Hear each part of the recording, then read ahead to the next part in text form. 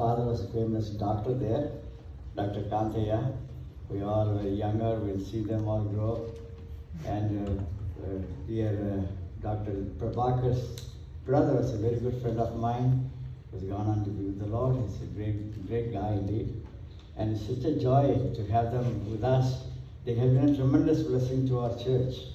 You know, they can never stay still, keep quiet, not doing anything for God. They're always there for God to do certain things, one thing or the other. They're touching people's lives, and we are certainly blessed by the tremendous ministry. So, for us, just want to see gratitude from our hearts and the miracle that's happened in Sister's life. We would like to stand up and give you a wonderful applause.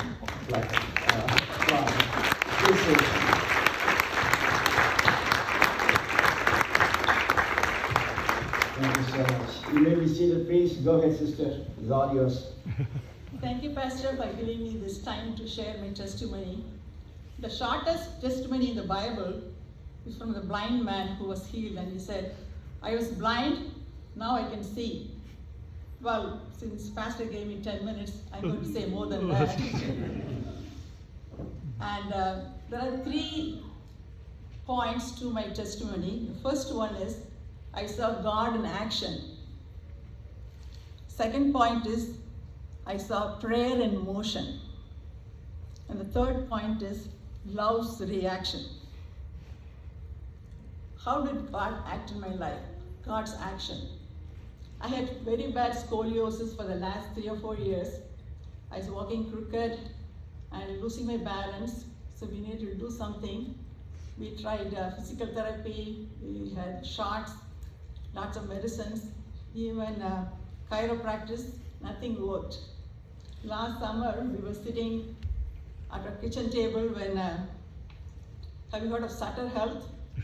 So the pamphlet from Sutter Health Center came to our house, and my husband looked at it and said, Kamali, this Dr. Stephen Drew is operating on people with scoliosis. What do you think? I said, oh, I don't know. But just to be proactive, he went and made an appointment for December 6th. So we arrived here December 2nd in Santa Clara, and then went and saw the doctor. I don't need it right now. Thank you. See how amazing this church is.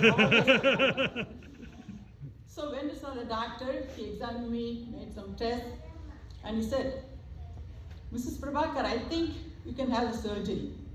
It's just a 2-day surgery, 4 to 6 hours, 3 surgeons involved. They go through the front and take away the disc and replace it with spacers. And like a pancake, they turn you over and go to the other side, and they remove a lot of other things, and they put in rods, plates, and screws. It almost seemed like an engineering surgery.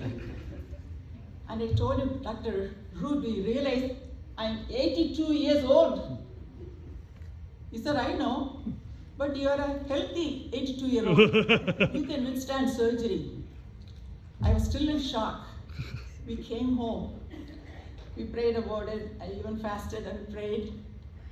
And behold, there was a TV program. The Supreme Court Judge, Sandra O'Connor's funeral was going on, and they had chosen to do the Handel's Messiah. And the 2 words that came were, crooked made straight. Crooked made straight. It was as if it was my theme verse for my healing from Isaiah 44. So we went back and told the surgeon, yes, we are going to have the surgery, February 9th and 12th. Because God started this, I was very sure He's going to finish it successfully. My husband pointed it out from John 6:33. Jesus said, I have told you these things so that you may have peace. In this world you'll have trouble, but take heart, I have overcome the world. In the original Greek, it means the result is already rigged. You know, the WWE of wrestling matches, you know who's going to win ahead. I knew the surgery was going to be successful, had perfect peace. The second point, prayer and motion. I'm actually a scaredy cat. Whenever I speak anywhere, I tell everybody I meet, please pray for me, pray for me. So I started with the technicians who did my pre-op surgery. The people who did my blood test.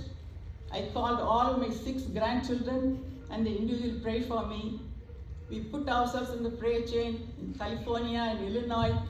In fact, all over the world. You know how we Indians have relatives all over the world, right? So there are a lot of prayer going up. And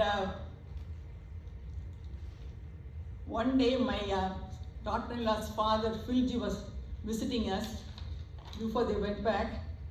And he prayed with us and he said, Kamali, when you pray, you just praise God. Praise God for what He's going to do. Don't ask Him for anything. Let all your friends and family members pray. They pray for the surgeon, and pray for the healthcare professionals, the rehab, whatever. Let them pray for other things. You just praise God. Which made me realize I need to focus on what's important. I want to focus on God who's going to heal me. God who is in action. God who is going to save me through all the prayers and make me well.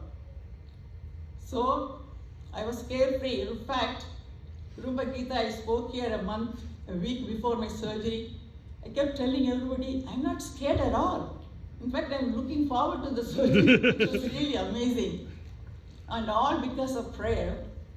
When I first came to this church after my surgery, I wore a brace that was to protect my ribs, my back.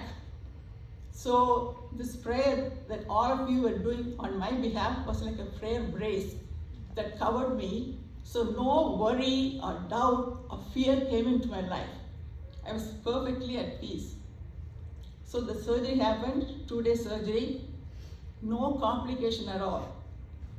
And the first 7 days I needed somebody to stay with me overnight because of the different needs I had. So my 4 family members and 2 very special friends helped out. And God was in action throughout the surgery in the 10-day stage, then 18-day stage at the rehab center. When they sent me to the rehab, I kept saying, I'm going on a vacation. I'm going to a resort. Because that's how I try to make myself look at things in a very positive way. When people came to help me in the rehab center, I complimented them and encouraged them because I know they work overnight. They have to take out patients who are grumbling. So I wanted to be a model patient and encourage them. All this was possible because of prayer. And then the wound nurse came one day and said, Mrs. Prabhakar, I'm going to check on your back and see how the staples are. It was not sutured, it was stapled. So just for the fun of it, I said, how many staples do I have? He said, 66. Do you know we have 66 books in the Bible? So when he came next week to remove it, I started with Genesis. About 1 staple went on to Revelation. So God helped me in so many ways to have a positive attitude because of all your prayers. The third point is love's reaction. Because all of you here love me so much, you responded to my need in a very special way.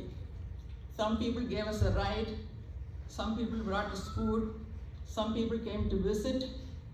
Pastor Ranjan, Pastor Prabhakar, and Asha, they all came to visit me and prayed for me. Some people brought a guitar and sang choruses.